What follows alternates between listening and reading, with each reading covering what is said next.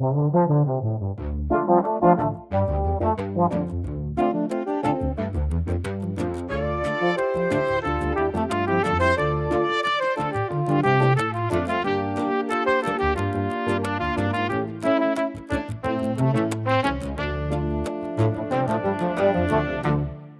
រមុំនៅខេត្តកំពង់ចាមអស់ចិនដិនដាមអស់ស្នាមស្នេហ៍ក្រមុំនៅខេត្តកំពង់ចាមអស់ចិនដិនដាមអស់ស្នាមស្នេហ៍តើអូនកូនអ្នកណាដែរមានស្នេហ៍អើយអូនសែនរំទុំ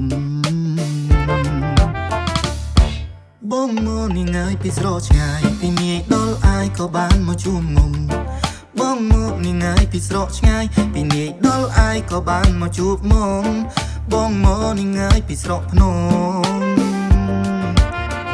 ច្បក់ភ្នំស្រួយខេត្តកំពង់ស្ពឺ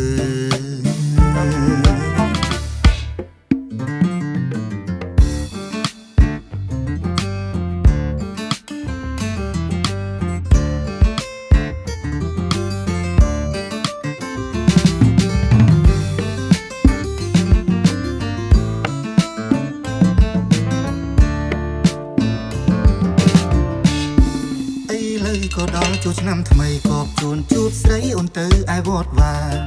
ឃើញអូនស្លីហូលផាមូណៃស្ដាំកាន់ស្រាក់ដែលឆ្វេងអូនកាន់តាសុំសួនណាជីវ៉ាសុំជាទេពធីតាខ្មែរអង្គរ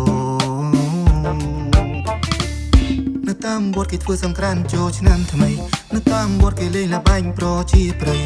ចៅឈុំលាក់កន្សែងទាញព្រួតគេធ្វើតាមបែបបទប្រពៃណីរំវងញីពេលរៀបរែ